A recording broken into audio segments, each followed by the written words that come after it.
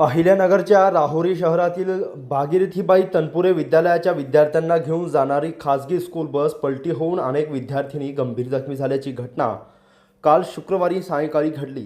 Rahuri station road परिसरात ही घटना घडली असून सुदैवाने या घटनेत कोणतीही जीवितहानी झालेली नाही। काल सायंकाळी 5 वाजता शाळा सुटली त्यानंतर रेल्वे स्टेशन, तांदुळवाडी, कोंडवड, शिलेगाव या भागातील शाळकरी मुली खासगी बसमध्ये घरी परतत असताना तांदुळवाडी शिवारातील बिरोबा मंदिरजवळ बसचा रॉड तुटला। त्यामुळे चालकाचे बसवरील नियंत्रण सुटले आणि बस रस्त्याच्या कडेला असलेल्या शेतात जाऊन उलटली। यावेळी बसमध्ये 40 ते 45 शाळकरी मुली होत्या। या घटनेत 20 ते 25 मुली जखमी झाल्या।